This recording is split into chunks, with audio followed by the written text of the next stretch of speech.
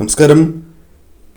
ശിവഭഗവാൻ ക്ഷിപ്രപ്രസാദിയാണ്, അതേപോലെ ക്ഷിപ്രകോപിയുമാകുന്നു. ഭഗവാനെ മനസ്സറിഞ്ഞ് വിളിച്ചാൽ നമ്മെ കാത്തുരക്ഷിക്കുന്ന പ്രപഞ്ചനാഥനാണ് പരമശിവൻ. ആരാധനാമൂർത്തികളിൽ പ്രധാനപ്പെട്ടതായ ദേവൻ.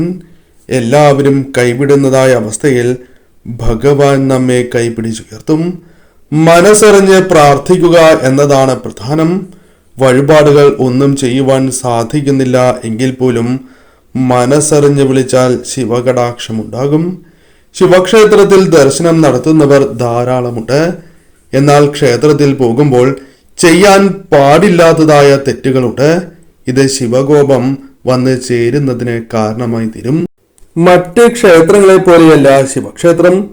ശിവക്ഷേത്രത്തിൽ പ്രദക്ഷിണം ഉൾപ്പെടെയുള്ള മറ്റ് കാര്യങ്ങൾ അല്പം വ്യത്യാസമുണ്ട്. ശിവക്ഷേത്രത്തിൽ പോകുന്നതായ സമയത്ത് നാം ചെയ്യാൻ പാടില്ലാത്തതായ ആ കാര്യങ്ങളെക്കുറിച്ചാണ് ഈ വീഡിയോയിലൂടെ പരാമർശിക്കുന്നത്. ഏവരും ഒരു നിമിഷം സാക്ഷാൽ പരമശിവനെ വന്ദിക്കുക. ഓം നമഃശിവായ എന്ന് കമന്റ് ബോക്സിൽ രേഖപ്പെടുത്തുക. ആദ്യം പരാമർശിക്കാനായി പോകുന്നത് വഴിപാടുകളെ കുറിച്ചാണ്. ശിവക്ഷേത്രത്തിൽ പോയി ഏതെങ്കിലും ഒരു വഴിപാടെങ്കിലും നേരാത്തവർ ചുരുക്കമാണ്. ഏത് ക്ഷേത്രത്തിലാണ് എങ്കിലും നിങ്ങൾ വഴിപാടുകൾ നേരാറുള്ളവരുമാണ്.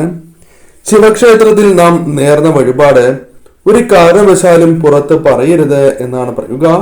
അത് നമ്മുടെ സ്വന്തക്കാരോടാണ് എങ്കിൽ പോലും കുടുംബാംഗങ്ങളോട് പോലും പറയരുത് എന്നാണ് പറയുക. കുടുംബാംഗങ്ങളിൽ നിന്നും പലപ്പോഴും ഇത്തരം കാര്യങ്ങൾ മറച്ചു വയ്ക്കുവാൻ പലർക്കും സാധിക്കണം എന്നില്ല. അങ്ങനെയാണ് എങ്കിൽ നിങ്ങൾക്ക് പറയാം. എന്നാൽ മറ്റുള്ളവരോട് പറയാതിരിക്കുവാൻ ഈ കാര്യങ്ങൾ പ്രത്യേകം ശ്രദ്ധിക്കണം. കാര്യസിദ്ധിക്ക് തടസ്സങ്ങൾ വന്നു ചേരും എന്നാണ് പറയുക.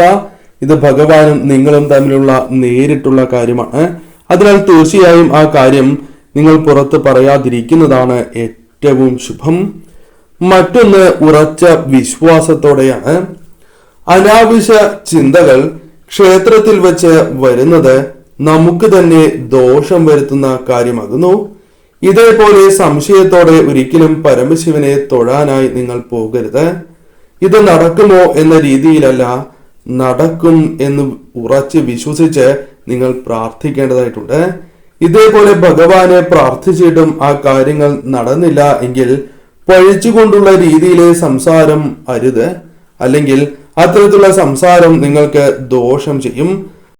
അതിലും മികച്ചതായ അല്ലെങ്കിൽ അതിലും നല്ലതായിരിക്കും ഭഗവാൻ നിങ്ങൾക്കായി കരുതി വച്ചിരിക്കുക. അതിന്റെ സൂചനയാകും അത്. അതിനാൽ ഒരിക്കലും ക്ഷോഭം പാടില്ല എന്ന കാര്യം പ്രത്യേകം നിങ്ങൾ ഓർക്കേണ്ടതായിട്ടുണ്ട്.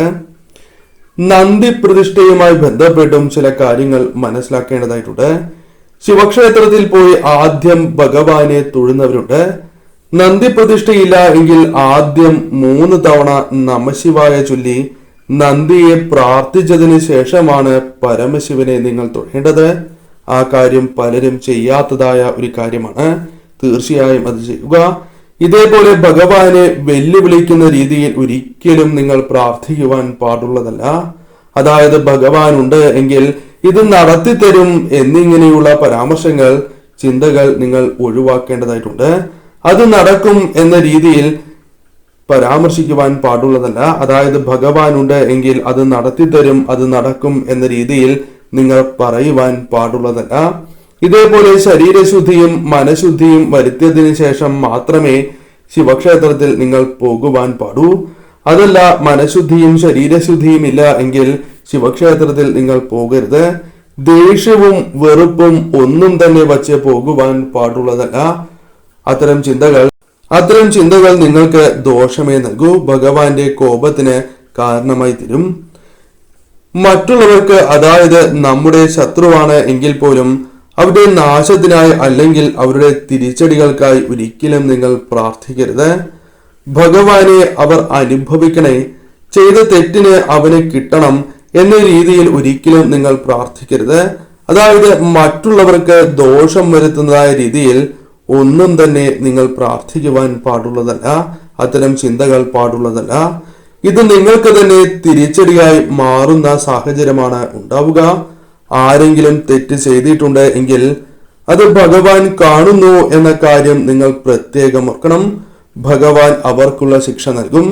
അല്ലാതെ നാം പ്രാർത്ഥിച്ച് അവർക്ക് ദോഷം വരുത്താൻ നോക്കിയാൽ അത് നിങ്ങൾക്ക് തന്നെ തിരിച്ചടിയായി മാറും.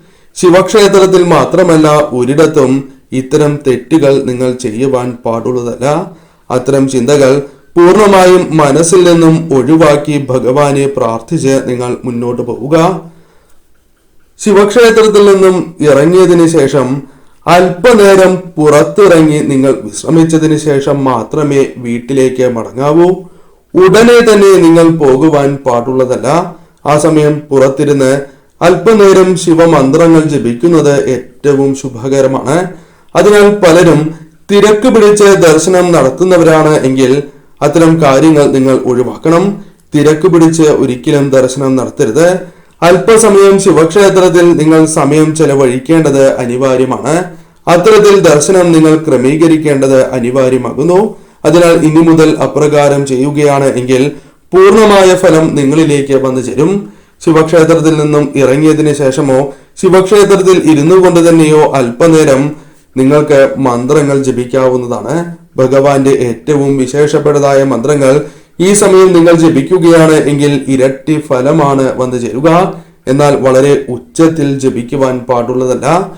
സ്വയം കേൾക്കാവുന്ന ശബ്ദത്തിൽ മാത്രമേ നിങ്ങൾ മന്ത്രം ജപിക്കുവാൻ പാടൂ എന്ന കാര്യം പ്രത്യേകം ഓർക്കണം.